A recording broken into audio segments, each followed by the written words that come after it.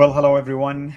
Good morning, good afternoon, good evening, wherever you are, of course. And I want to give a shout out to our friends and viewers from Australia, New Zealand, Southeast Asia right now, because many of you probably are able to watch us.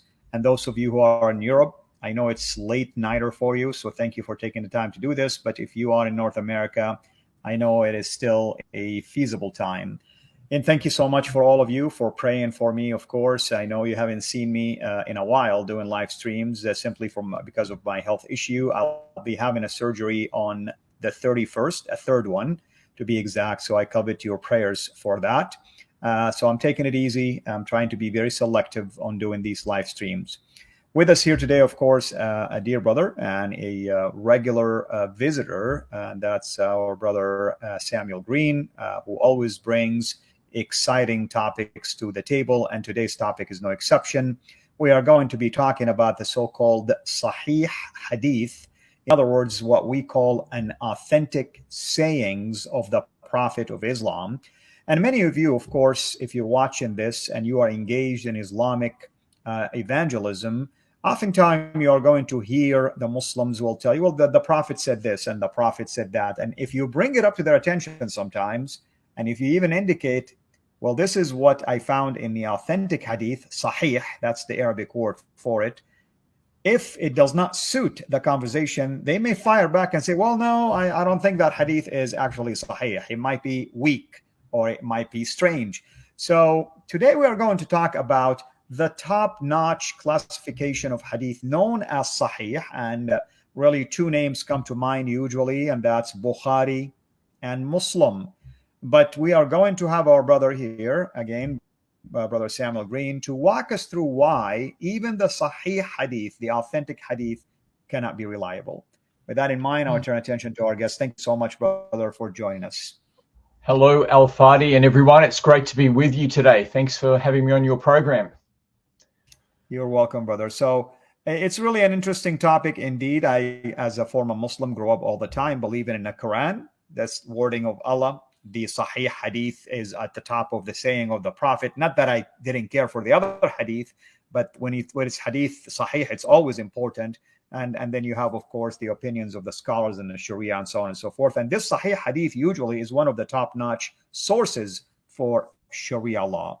But with that in mind, please go ahead and tell us what you have in terms of refuting the reliability of such Hadith.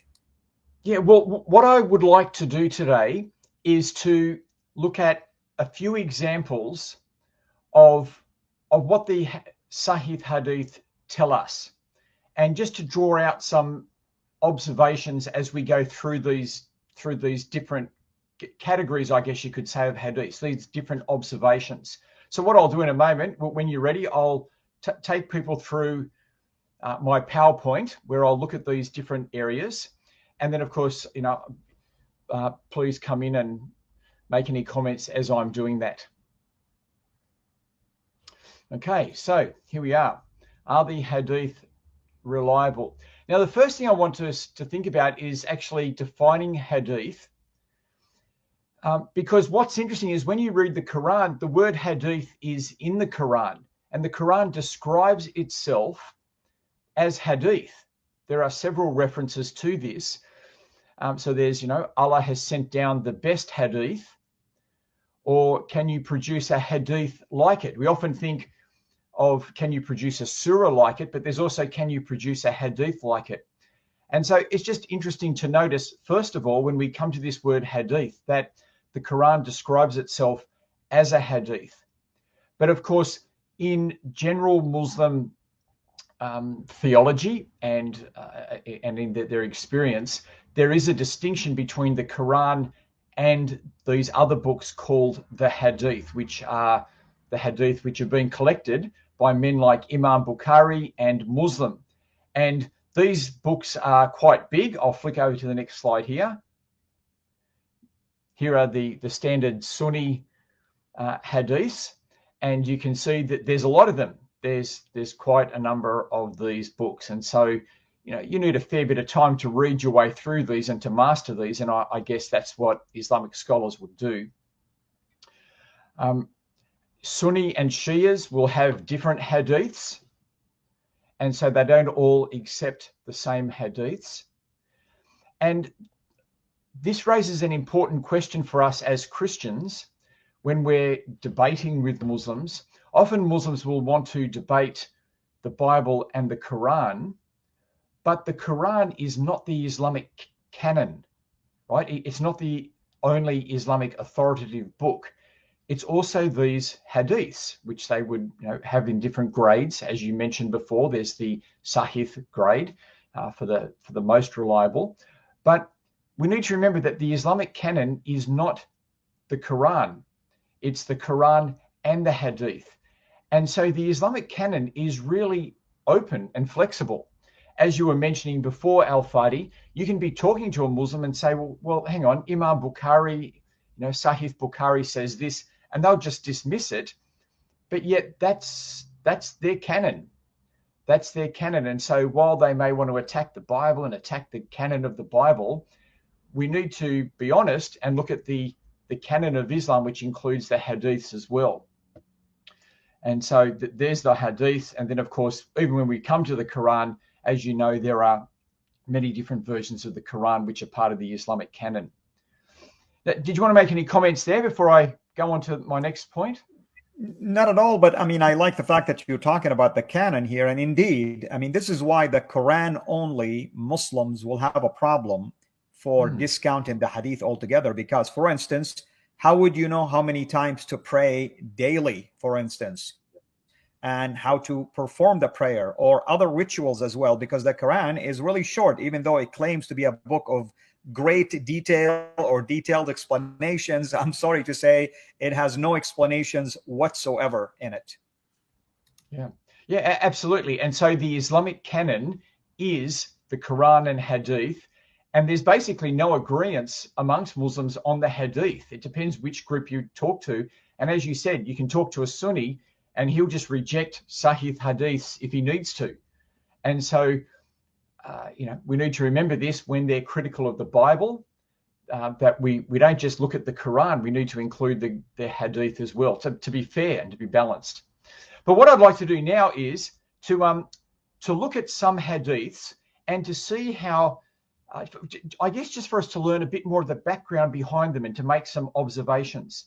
So I want us to look at, first of all, Surah 66, verses 1 and 2 in the Quran. And it says, "O Prophet, why do you prohibit what Allah has made lawful for you, seeking the approval of your wives? Allah has made lawful for you absolution of your oaths, and Allah is your protector." Now, sorry about there's a typo there. But the idea here is that you've got this situation where Muhammad has made an oath, and he's done this seeking the approval of his wives. But what we're told is that Allah has now said he doesn't need to keep his promise anymore to his wives. Okay, so what is the context here? Well, what was this promise? What was this situation where Muhammad prohibited himself from something with his wives? Well, if we go to the hadith, we read this. And so this is narrated Sahih. It was narrated from Anas that the Messenger of Allah had a female slave with whom he had intercourse. But Aisha and Hafsa would not leave him alone until he said that she was forbidden from him. Then Allah, the Mighty and Sublime, revealed, "O Prophet, why do you forbid for yourself that which Allah has allowed to you," until the end of the verse. And so you see that this hadith, which is Sahih, says that the context here is Muhammad had a female slave, which I'm fairly sure is Miriam, and he was going to have sex with her, but his two wives said, "No, look, we don't want you to. We don't want you to have sex with this slave girl." And he made a promise not to do it. But then they left. They were out of the house, and when they came back, they caught Muhammad with her. And so it's something like that story. Okay, so that's one story of it. So Muhammad broke his word, but Allah has, resolved the situation and rescued the Prophet by allowing him to not have to keep his word. But if you read another Sahih hadith, it says, Aisha said that the messenger of Allah used to stay with Zayd bin Jaish and drink honey at her house. Hafsa and I agreed that if the Prophet entered upon either of us, she would say, I perceive the smell of magafar, a nasty smelling gum on you. Have you eaten magafar? He came in to one of them, and she said that to him. He said, no, rather I drank honey at the house of Zainab bin Jaish, but I will never do it again. Then the following was revealed. O Prophet, why do you forbid for yourself that which Allah has allowed for you? If you turn in repentance to Allah, it will be better for you. And so you see there, in this situation, the promise that he made was not to drink honey again in order to please his wives. Now, they're two very different situations, aren't they? They're That's both right. Sahih Hadiths. And hang on, I just want to make some observations, and we'll have our discussions. So we can see here clearly Hadiths were invented to explain the Quran. Clearly, Hadiths were invented. And you'll see this if you read the Islamic commentators, the tafsir. They sometimes put these different Hadiths there saying, it could be this or it could be that. Now, Imam Bukhari only gives one of these Hadiths, but both of them are sahih. Both are reliable. They have reliable chains for their authenticity. And so I guess that this is my first point, that hadiths are clearly being invented. They're graded as sahih, but yet they clearly can't be both true. Did you want to make any comments? Yes, I wanted to talk. You mentioned isnad, for instance, and there is something called matn. That's the content. So the content of the hadith is what in Arabic or in the science of hadith known as matn, and the chain of narrators or narration is what it says isnad here. And it's kind of interesting, brother. You have the same verse, yet multiple reasons why it was revealed, and at the same time, both of these narrations are considered to be reliable or authentic. Now, what is so interesting, and I don't know if you're going to talk about this or not, and I don't want to jump ahead of you, but I want to just give a glimpse. There is something called the science of men, or ilm al-rijal, and that's the study of those narrators themselves, their character, were they liars or hypocrite, and the list can go on and on and on. And we know Bukhari, when he collected his own collection, he discounted a large number. I think the number was about 660,000 that he started it with, and he only settled with 7,000, with at least 3,000 at least of them are repetition. Why the large number discounted? Because he said it was fabricated hadith. So it makes you wonder, if the hadith could be fabricated, why wouldn't the isnad or the narrators as well, or the chain of narration could be also fabricated as well? Yeah, absolutely. Of course they could. Of course they can. And look, that has to be the case here when we've got such, such contradictory stories. I'll keep moving through to my next point now. Now, I want to look at the satanic verses and what they tell us about the hadith.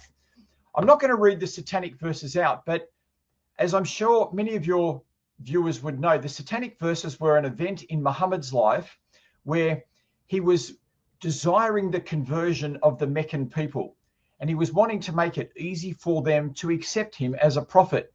And so one day we read that he was in the mosque and he was reciting, I think it was Surah 53. And as he was reciting it, he said something different. Instead of saying that the gods of Mecca weren't acceptable, now he said that their intercession was to be hoped for. And after he had done this, the unbelievers in Mecca, the Meccans who didn't accept Muhammad, they bowed in prostration and joined him in the prayer, saying, Muhammad has spoken well of our gods. And the Muslims who had gone to Ethiopia were able to come back. But then what happens is Muhammad realizes he's now compromised his monotheism. And so what we're told is that the angel Gabriel came to him and said, what have you done? What have you done? You've spoken words I didn't speak to you. And we're told that it was Satan who put these words on Muhammad's mouth. And so Gabriel corrects the Quran, and And so that and so it's understood that these were the words of Satan. Now, I'm not going to read all this out because, as you can see, it actually goes on for a long time, this story. Okay, it goes on for a long time, and I've got it here, and this is in one of the earliest accounts by Ibn Sa'd, and it's pages. It goes for pages, that story, right? It's a long hadith, a long story. The earliest one we have is from Ibn Ishaq. And again, this is multiple pages of that story. Right. Now, right. Now, what about Imam Bukhari? So this is the number one hadith collector in Islam. And here we have two different accounts from different narrators, pages and pages long, telling a story which really is not very flattering or not very honoring to Muhammad, because he's compromised his monotheism, and monotheism is the flag of Islam, right? So you've got this story which doesn't sit easy with Muslims. So here is Imam Bukhari's account, right? Remember, what was it in Ibn Ishaq and Ibn Sa'd? We're talking multiple pages, six PowerPoint slides. This is what Imam Bukhari says. Narrated Ibn Abbas, the Prophet prostrated while reciting An-Najm, Surah 53, and with him prostrated the Muslims, the pagans, the jinns, and all human beings. That's all that's left of that story.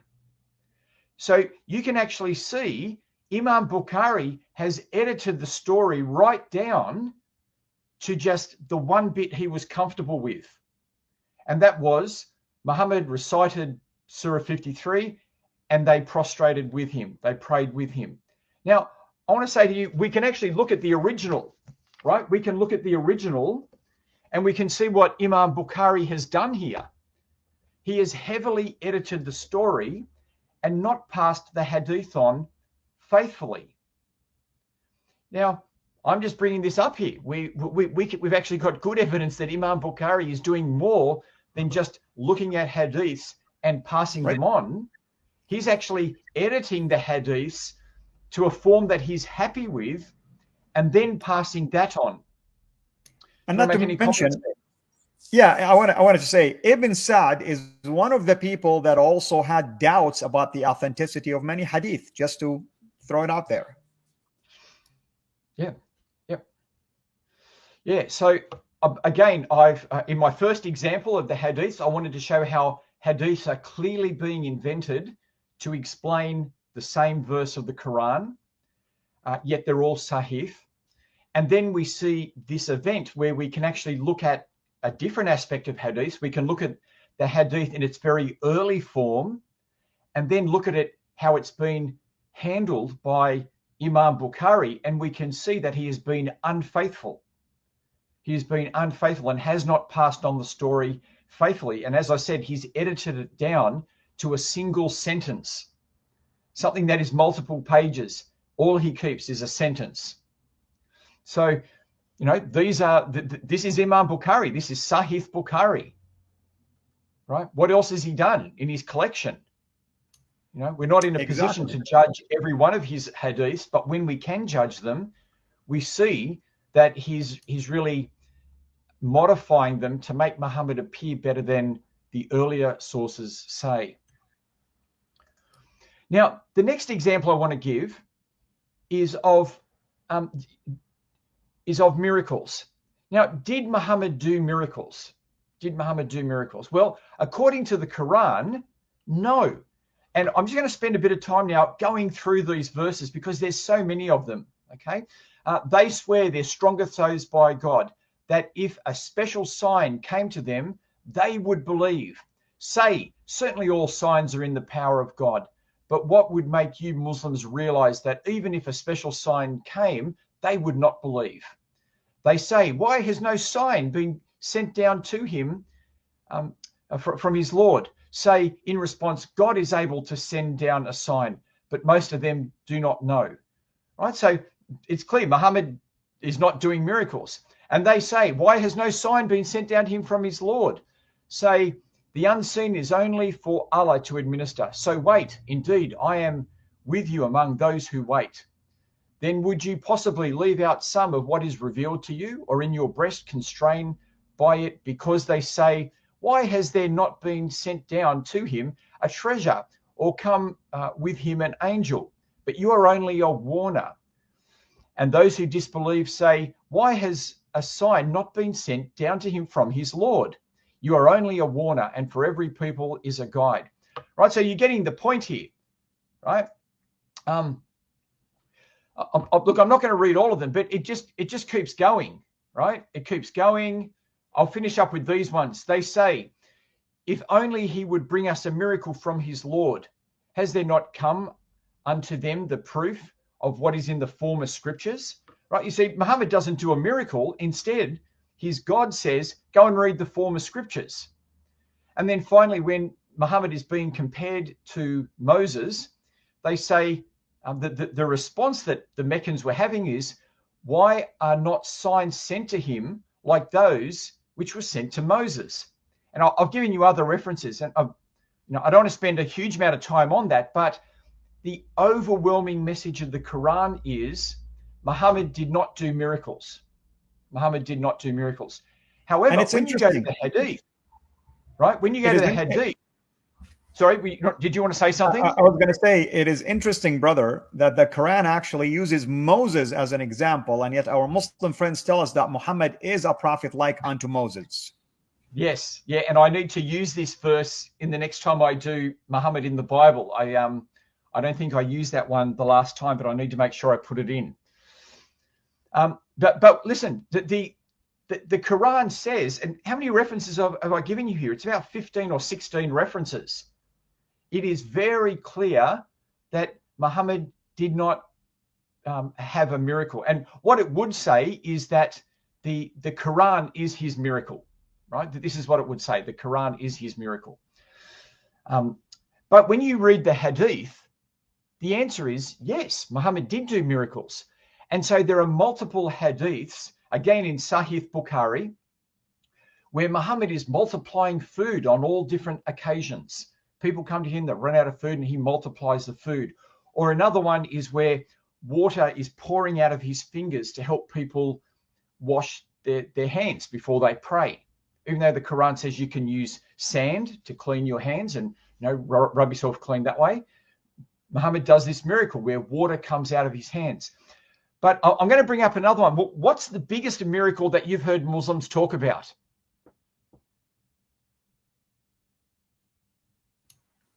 Say that again. What do you think? Have you heard Muslims talk about another miracle of Muhammad, which is his big one, the big one that they often talk about? Oh, I mean, of course, the splitting of the moon. The splitting of the moon. Yeah, absolutely. And so I want us to look at that, right? Because this is going to show us something about the reliability of Bukhari and Muslim and all of these Sahih collectors. Okay. So the moon split. So what we've got here again in Sahih Bukhari, narrated Anas, that the Meccan people requested Allah's messenger to show them a miracle. And so he showed them the splitting of the moon.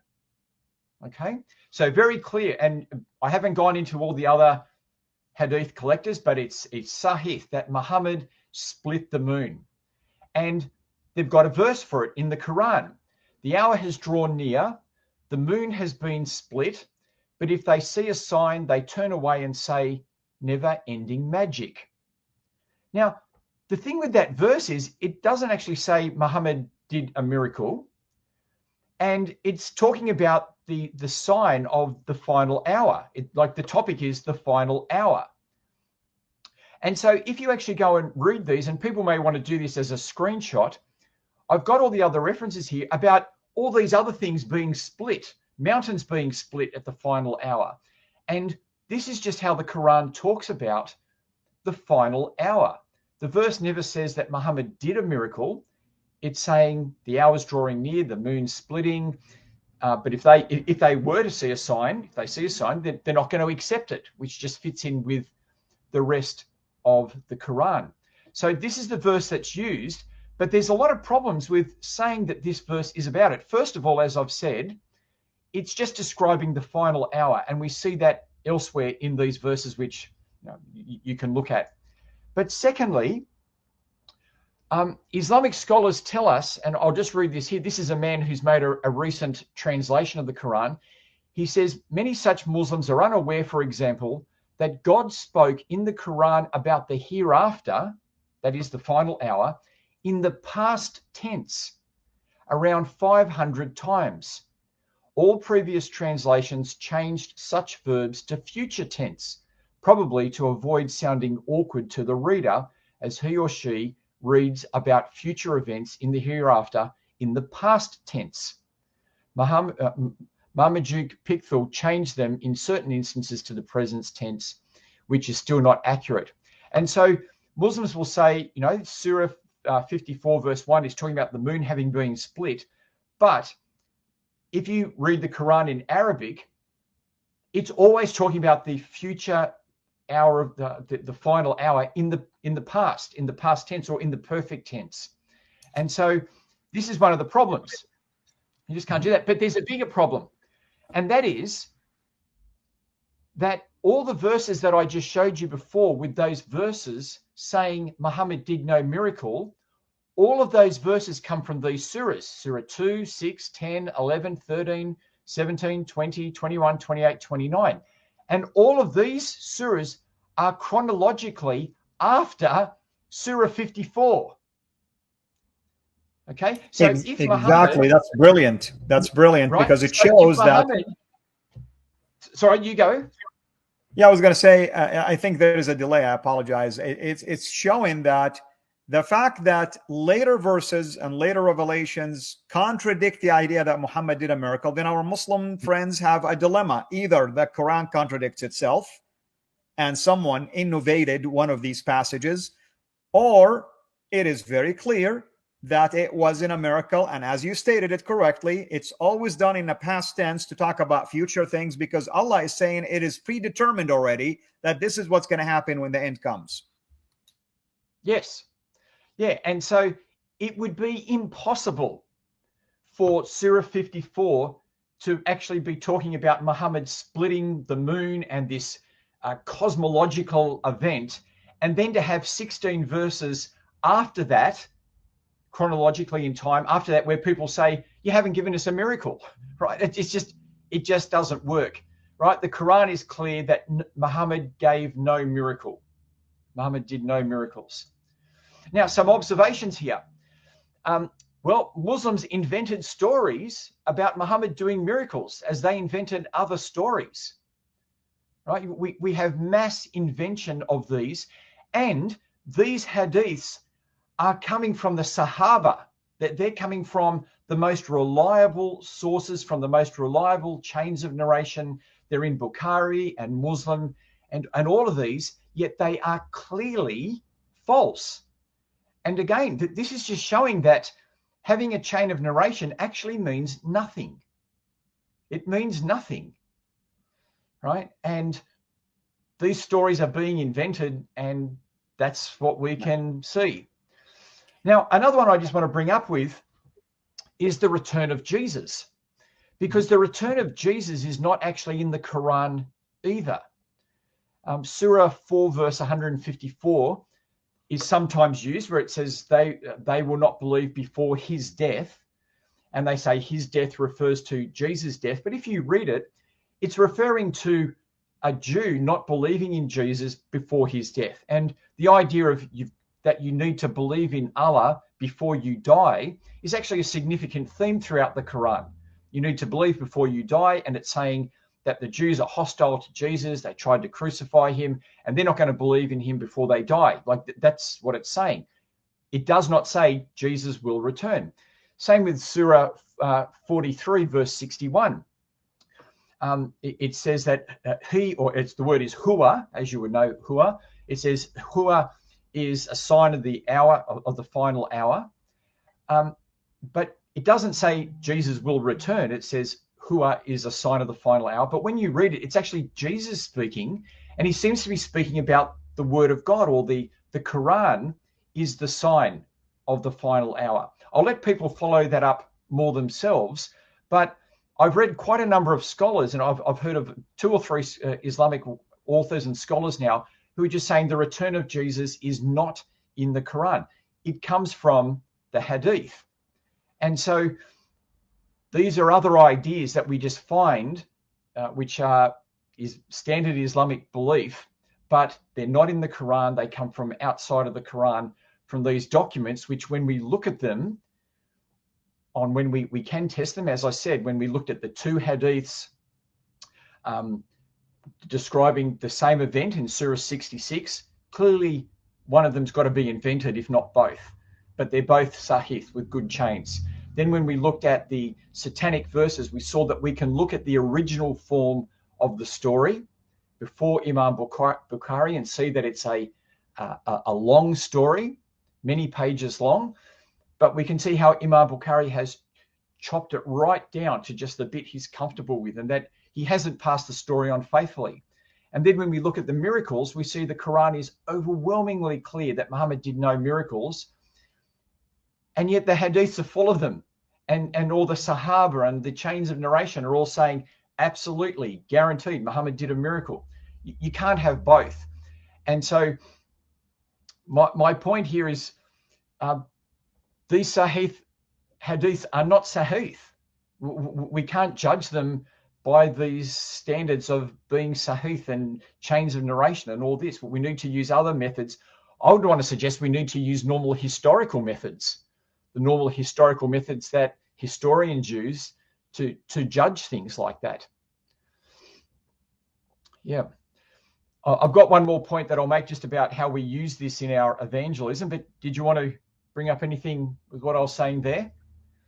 Yeah, I mean, I definitely concur with what you're saying. And I liked when you mentioned the fact that many of the hadith by Sahaba, the companion of Muhammad, were basically fabricated. And in fact, there is a political, cause why some hadith was fabricated, because the Umayyads invented certain hadith to attack the Shia, and then the Abbasid invented other hadith to try to solidify their caliphs and their leadership and their reign.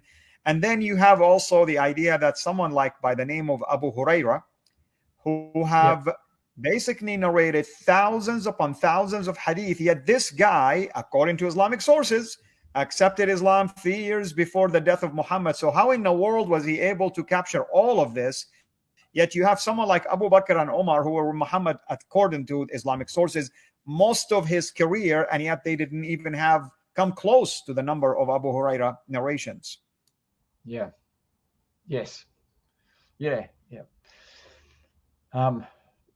Yeah. So, look, I guess just to conclude, I'd like us to talk a bit about how we can use this in our evangelism. But I think what we need to do is to make sure that Muslims understand this.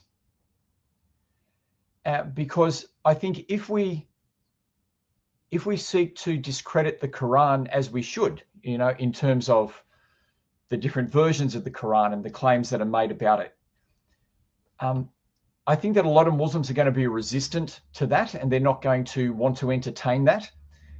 And so I think it's much easier for us just to talk about the hadiths and to raise these things with the hadiths. And God willing, I hope to turn what I've just done here into a booklet that you could give someone, although of course you can just show them this video. But I think it's helpful for a Muslim to see this and to begin here with Muslims and say, look, this stuff just can't be true. And, just to open up some doubts for them to think maybe these stories about Muhammad and all these things I've been told aren't true, and I should think again. So that's sort of how I feel that we should use this material, just to help Muslims to think again. Amen. And of course, our Muslim friends usually open the door very wide for us when they start attacking the reliability of the Bible. And that's fine. You know what? You want to attack the Bible, fine. We can defend it. But it allows us also to not to attack, but maybe ask reasonable questions. So why do you think then your sources are more reliable? What is it based on? And that's when you begin to discover real quickly, brother, that Islam, as I always stated this, is a man-made religion. The hadith is nothing but a narration by mere men. And there is a science that began to examine their characters many years after their death. How in the world are you going to judge someone who is dead when you cannot even judge the living, whether they're reliable or not? And, Bukhari, for instance, 240 years after the death of Muhammad, when he began his mission, technically speaking, or at least we have his collection, 240 years after the death of Muhammad. Where is the eyewitness reliability here, for instance? And what about the Sira itself? 130 years by Ibn Ishaq, and then most of it is lost. And then you have Ibn Hisham 180 years later. And then you get to the Qira'at, and the Quran itself, if you're relying on memory, it shows that even the Quran does not have one specific version. You have multiple versions, and they call them 7 ahruf, whatever that means. Of course, not a single Muslim even know what that means. So all of these point to very simple thing, that you cannot rely on fable memory. And an example you showed is that one verse in the Quran have multiple accounts of why it was revealed in the first place. Yeah, absolutely. And so, one of the things I'd like to do is, if I get an opportunity to debate a Muslim again, rather than just debating the Bible versus the Quran, to actually have a debate on the Hadith. I think that would be really helpful. And I've never seen a debate between a Christian and a Muslim on the subject of Hadith before. But maybe that's an application we could get out of here today to say, let's have a debate on this and how it works, and this is your canon too. So absolutely, let's do that, brother. Let people know where they can go and find some of your material. And I assume when you develop that track, it's going to be a PDF track probably that you will have on that site. Yes. So if you can put up my next slide, please. So that's my website there. And that's the book I've written, where I look at a little bit of this today, but this is also new material that I've been developing. But God willing, when I write this booklet, it will be on this website. You'll see it under evangelistic material. But I've got a number of other booklets there that you can use, one on the preservation of the Quran, on the Trinity, the Incarnation, a whole range of things. So that's that's my website. That's wonderful. Have you used the Hadith, at least issue, in your evangelism, not necessarily debate? Have you tried that? Look, I've done it online, so just on Facebook, where I've brought up points, and the points of the facts are the facts there. So the Muslims have had to deal with that. I've mainly done things on the idea of Muhammad doing miracles, and so I've brought up those and had discussions with those. And really, that they have no answer, because of the reasons I've just said, that the Quran talks about the future in the perfect tense. There are plenty of other descriptions about the final hour, about things getting split. And so it's talking about the final hour. And then finally, all the verses chronologically after Surah 53 are all saying Muhammad did no miracle. So, you can't deny that. And what I'm hoping, as I said, is just that it's going to make them think again. And maybe this is why you get Quran-only Muslims, because they look at the Hadith and they're trying to be honest. No doubt, the Quran-only movement supports what you just stated about the Hadith and its unreliability, not to mention the embarrassing stuff that they find in it. But the problem they're faced with also is that how can you now make rulings, legal rulings, and decide on prayers and things like that without the Hadith, which is part of the canon, as you stated it correctly, because the Quran itself stated that the word of Allah, or at least you have to obey Allah, the Prophet, and those who are learned. That's the religious authority. So this is where the dilemma is. This is where the conflict and the contradiction comes from. Yeah. So any upcoming debates, any upcoming ministry trips? I know that you Yeah, will be so at our neck of the woods sometimes in the near future. yes, well, God willing, I'll be in the US in September. So I might even be able to catch up with you then. We'll see what happens. I'm still in the process of working that out. And then I've got some trips to Ethiopia coming up to help with ministries there. And then, I'm always writing things, and there's always debates which I'm organising. And so there's a series of those coming up, but I haven't got any dates or anything yet. Wonderful, wonderful. I am hoping, brother. I mean, I cannot really guarantee anything yet, but I'm hoping when you are in the U.S. that we will see how we can work together and do something. So let's see how that would work out. That would be great.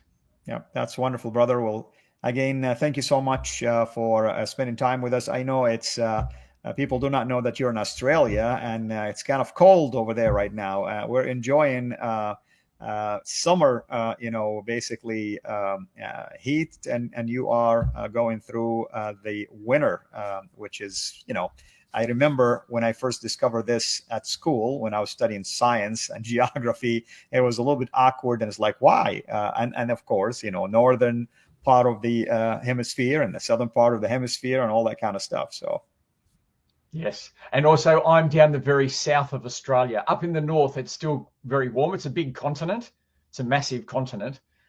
And so up the north, it's still quite warm, but I'm right down the south near, on your way to Antarctica. So it's a little cooler down here.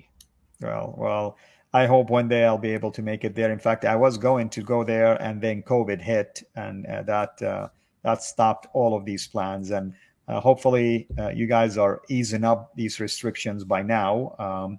Yep. And I understand that there has been a new election now, and not so sure how the new government will be dealing with those kind of real illnesses and sickness. Of course, we have to take it seriously, but I know Australia was under extreme lockdowns, and I hope it paid off. I hope. I mean, I don't know if it did the intended results or not.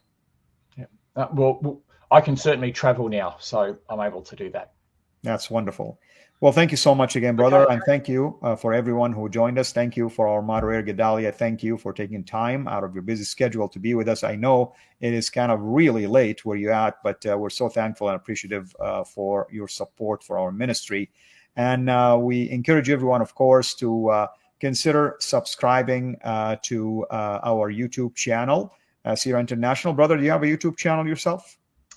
Yes, so it's Engaging with Islam. If you typed in Engaging with Islam into YouTube, or you can go to my website, engagingwithislam.org, and there's a debate menu item, and you can click on that and it will take you there. And that's where all my debates and other lectures are.